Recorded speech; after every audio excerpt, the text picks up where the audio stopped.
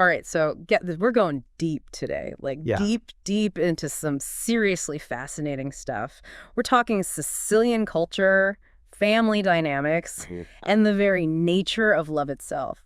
Get ready for some twists and turns there, Hmm. because our source material is pretty intense. Oh, wow. Sounds like we're in for quite the ride. Yeah, absolutely. We'll be starting with excerpts from a memoir by Professor Richard Klaproth.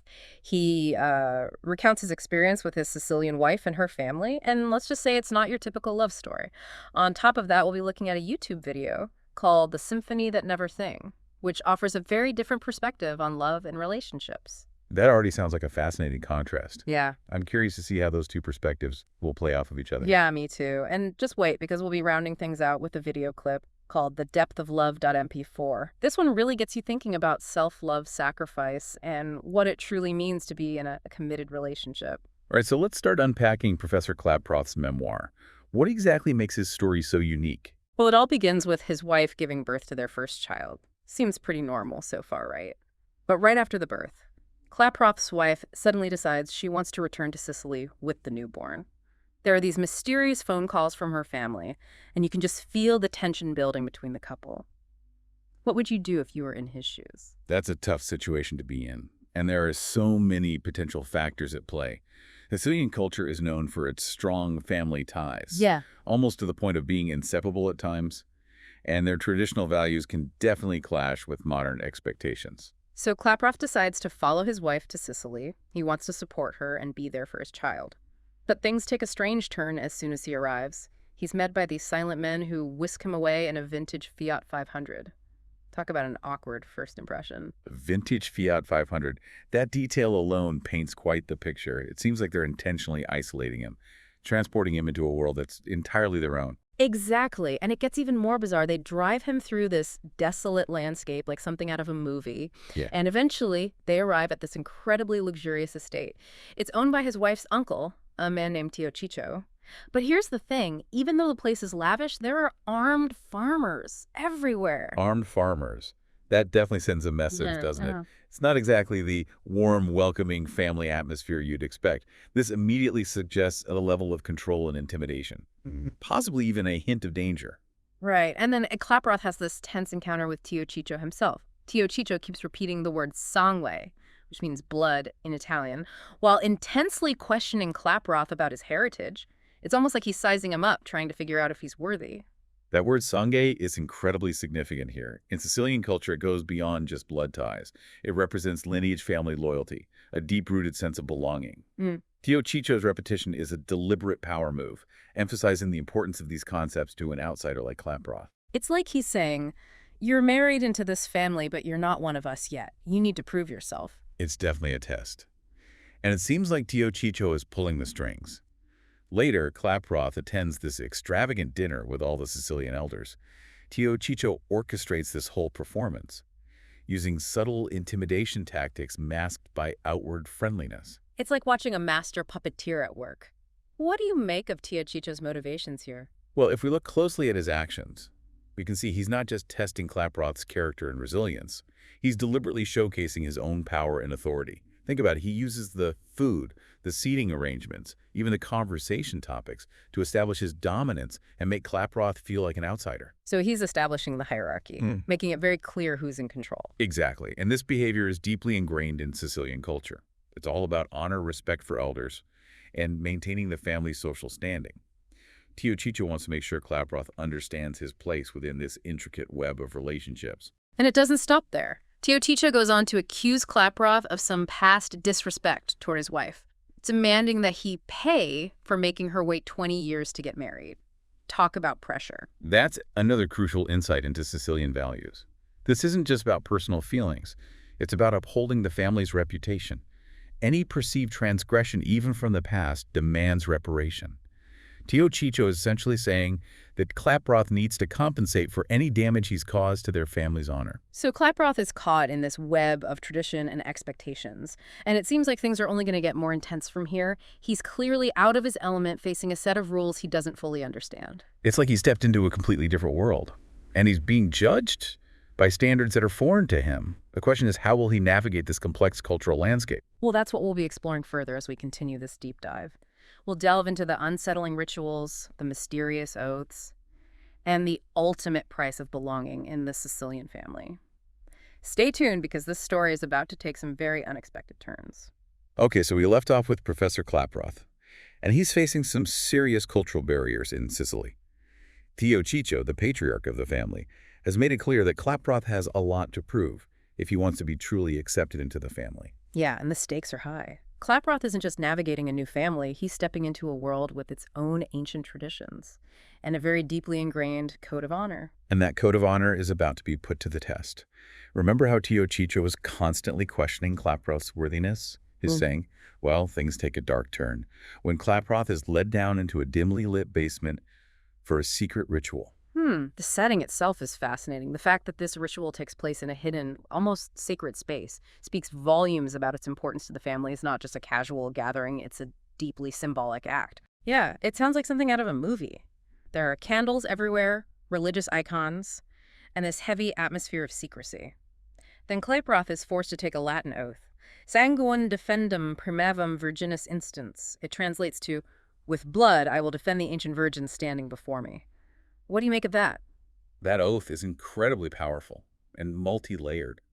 On one level, it could symbolize Klaproth's commitment to his wife, her family, and their traditions. It's a way of binding him to their world, making him swear allegiance in this very dramatic, almost theatrical way. It sounds more like something out of The Godfather than a wedding vow renewal. It definitely has that element of drama and intensity, but there's also a darker side to it. The reference to blood and defending suggests a level of violence, of potential consequences if he fails to uphold his end of the bargain. So it's not just a symbolic gesture, it's a threat, a way of ensuring his loyalty. Precisely.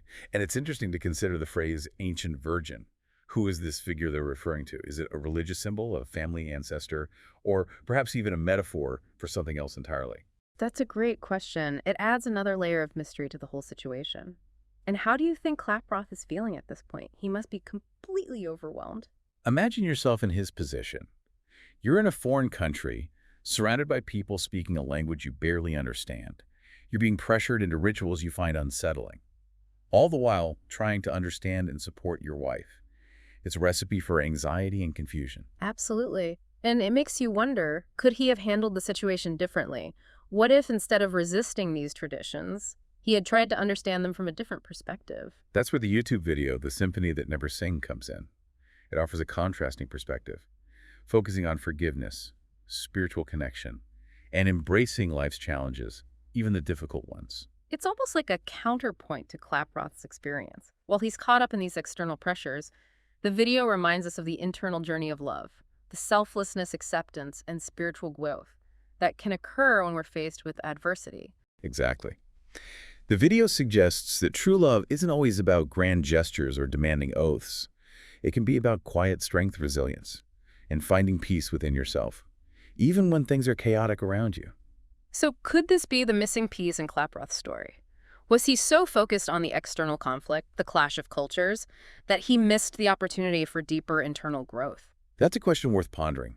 Perhaps if he had been more open to understanding the deeper meaning behind these traditions, he wouldn't have felt so threatened. Maybe he could have even found a sense of connection, a way to bridge the gap between his world and theirs. But let's be honest, that's easier said than done. He's an outsider thrust into a situation where the rules are constantly changing. And let's not forget the power dynamics at play. Tio Ciccio is clearly calling the shots, and Klaproth is essentially at his mercy. That's true. There's a definite imbalance of power, which adds another layer of complexity.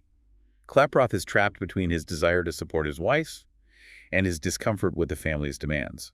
It's a classic dilemma. How do you honor your partner's culture and family while staying true to your own values and belief? It's a delicate balancing act, and there's no easy answer. It requires open communication, empathy, and a willingness to see things from multiple perspectives. And speaking of different perspectives, the final piece of source material, the video clip titled The Depth of Love.mp4, introduces an interesting concept: self-love. It suggests that true love sometimes involves letting go, even if it means risking the relationship. This clip flips the script on the traditional idea of sacrifice and love. It argues that sometimes the most loving act is to allow your partner the space to grow and evolve, even if it means they might move in a different direction than you. So instead of clinging to the relationship at all costs, it's about supporting each other's individual journeys, even if those paths diverge. Exactly. And the clip uses Klaproth's story as an example. It suggests that by allowing his wife to return to Sicily, he was actually demonstrating self-love. He was respecting her needs, her connection to her family and culture, even though it meant facing his own fears and uncertainties. That's a powerful way to look at it. It challenges us to rethink our definitions of love and sacrifice. It's not always about grand gestures or dramatic oaths. Sometimes it's about the quiet courage to let go and trust that love can evolve in unexpected ways. What are your thoughts on this idea? It's a profound concept that resonates deeply with me. We often think of love as this unifying force, but perhaps true love also recognizes the importance of individual growth and the need for personal freedom within a relationship. It's about finding that delicate balance between togetherness and autonomy. And sometimes that balance requires us to confront our own insecurities and fears. Absolutely. Love is a journey, not a destination. It's about learning, growing, and evolving alongside another person. And sometimes that means letting go of our preconceived notions and embracing the unknown. What do you think, listener? Have you ever had to make a difficult decision in the name of love? A decision that required you to step outside your comfort zone or challenge your own beliefs?